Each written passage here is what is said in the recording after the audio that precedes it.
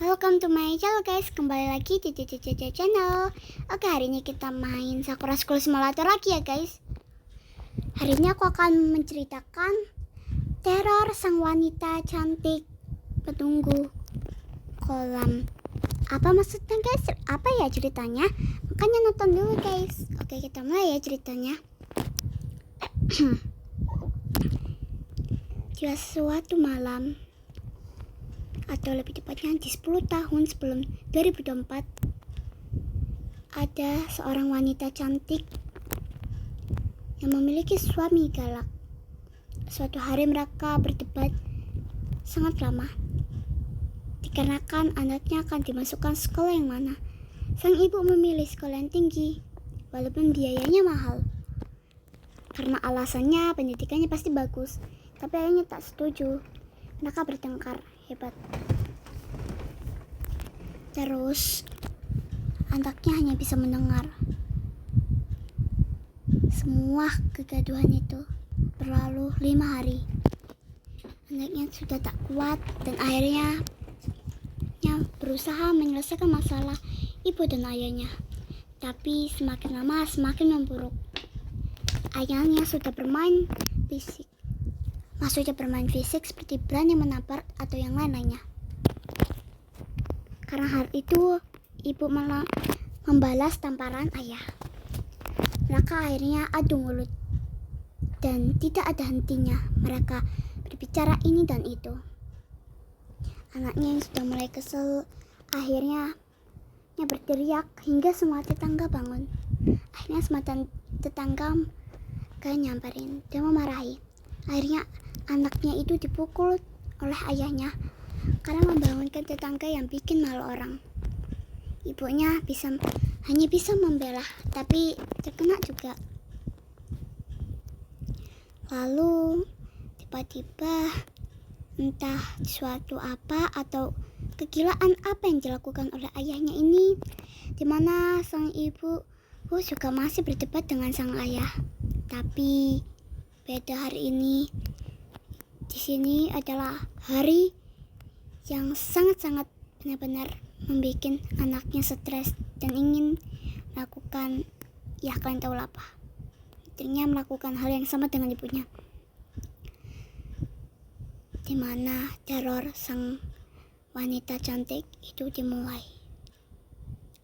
Pada jam 12 malam tepat, sang anak sudah tertidur. Ayah dan ibunya masih bertengkar.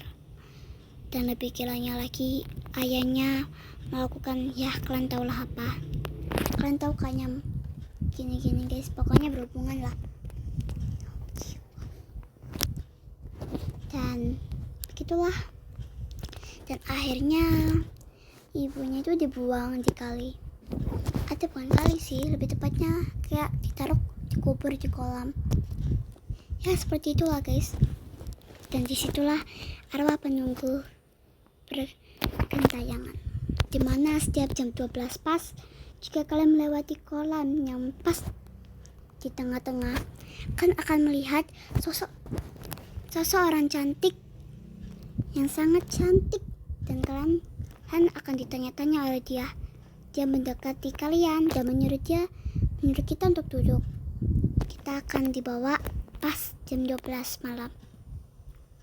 Setelah bel berbunyi, teror itu mulai terjadi, dimana saat orang yang mendekatinya langsung pulang, dia merasakan hal yang aneh. Dia merasakan ada suara yang banyak berbincang-bincang dan entah membicarakan apa. Tapi saat dicek, ternyata tidak ada orang.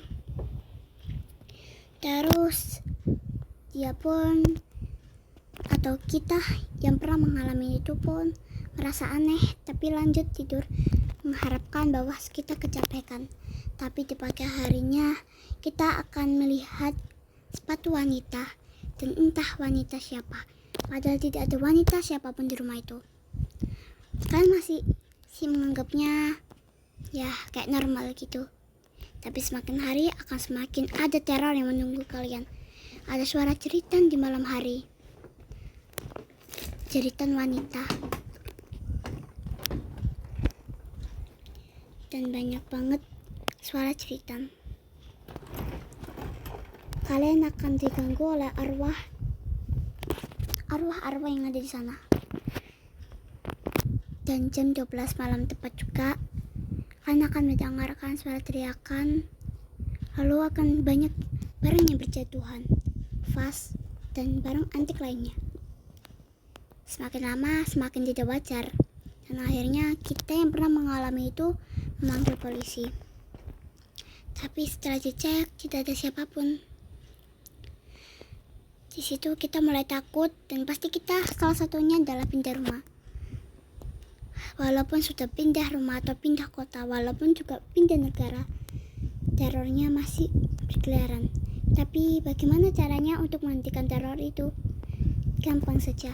Saat jam 12 malam, saat kalian mendengar suara pecahan, kalian pergi ke arah pecahan itu. Walaupun tidak ada pecah, kalian mengambil vasnya, lalu pergi ke arah kalian ketemu sang arwah itu, memberikannya. Lalu kalian juga memberikan, misalnya kalian itu punya anak, kalian memberikan salah satu barang anak kalian kepada kolam itu, dan semuanya akan selesai. Mengapa bisa?